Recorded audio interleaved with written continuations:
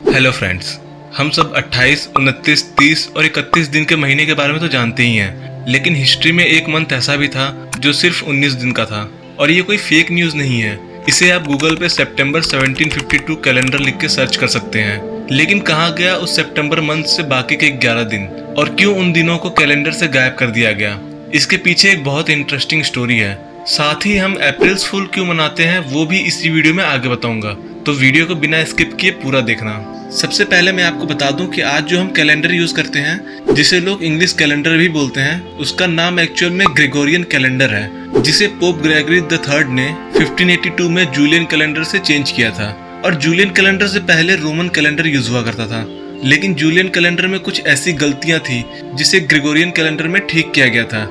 इसे समझने के लिए आपको ये जानना जरूरी है कि अर्थ को सन का एक चक्कर लगाने में ना ही 365 दिन लगते हैं और ना ही 366 दिन। इसका एग्जैक्ट टाइम 365.2421891 डेज होता है, जिसे सोलर ईयर भी बोलते हैं। अब क्योंकि हम 0.2421 डेज कैलेंडर में ऐड नहीं कर सकते, जिस वजह से इसे राउंड ऑफ करके 0.25 कर दिया गया और हर 4 साल में एक एक्स्ट्रा दिन ऐड कर दिया गया, जिसे हम लीप ईयर बोलते हैं। और ये सारी करेक्शन जूलियन कैलेंडर में ऑलरेडी कर दी गई थी, लेकिन इसमें जो राउंड ऑफ किया गया था उससे हर साल 0.0078 डेज एक्स्ट्रा ऐड हो गए थे।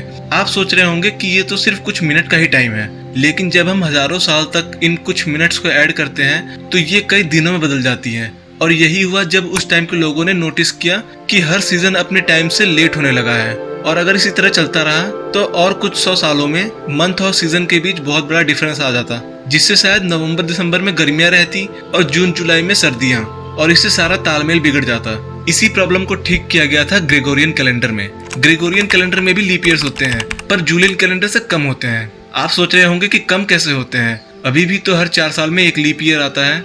उसके बारे में मैं आगे बताऊंगा। जब तक 1570 आया तब तक ये कुछ मिनट्स ऐड होके सोलर ईयर से 10 दिन आगे हो गया था, जिसे 1582 में अक्टूबर मंथ से 10 दिन कम करके एक नया कैलेंडर इंस्टीट्यूट किया गया था, जिसे हम आज ग्रेगोरियन कैलेंडर बोलते हैं। अगर आप अक्टूबर 1582 का कैलेंडर भी देखेंगे तो उसमें 4 अक्टूबर के बाद सीधा 15 अक्टूबर आता है। अब आते हैं कि कैसे ग्रेगोरियन कैलेंडर में कम लीप ईयर्स हैं। ग्रेगोरियन कैलेंडर में सिर्फ उन्हीं सेंचुरीज या उन्हीं 100 साल तक लीप ईयर्स होता है जो 400 से डिविजिबल होती है।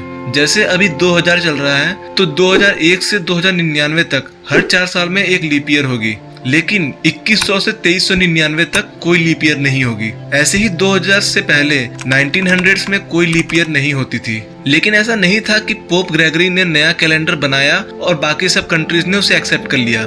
उस टाइम पे यूरोप में 2 अलग अलग चर्च पे बिलीव करने वाली कंट्रीज थी, और इंग्लैंड अपने अलग चर्च ऑफ इंग्लैंड पे बिलीव करता था। तो जो कंट्रीज वेस्टर्न चर्च में बिलीव करती थी, जैसे फ्रांस, पोलैंड और स्पेन जैसी कंट्रीज, उन्होंने तुरंत इसे अडॉप्ट कर लिया। पर जो कंट्रीज ईस्टर्न चर्च में बिलीव करती थी, जैसे रसिया, ग्रीस और टर्की जैसी कंट्रीज, उन्होंने इसे मानने से मना कर दिया। लेकिन कहीं ना कहीं उन्हें ये भी पता था कि ये करेक्शन सही है और उन्हें भी आगे ये चेंज करना ही पड़ेगा। फिर धीरे धीरे बाकी कंट्रीज ने भी इस कैलेंडर को अडॉप्ट करना शुरू कर दिया। और सबसे बड़ा डिफरेंस आता है सितंबर 1752 में, जब इंग्लैंड और पूरा ब्रिटिश एम्पायर इस नए कैलेंडर को एक्सेप्ट कर लेता है। पर उन्होंने इसे एक्सेप्ट करने में ज्यादा टाइम लगा दिया था, इस वजह से उन्हें कैलेंडर में से 11 दिन स्किप करना पड़ा था, जिसे हम आज सितंबर 1752 के कैलेंडर में देख पाते हैं। और बहुत सी कंट्रीज ने 1900 के बाद इस न्यू कैलेंडर को अडॉप्ट किया था, जिससे उन्हें 13 दिन तक स्किप करना पड़ा था। इस चार्ट में आपको कंट्रीज के नाम के साथ स्किप किए हुए दिनों की लिस्ट देखने को मिल जाएगी।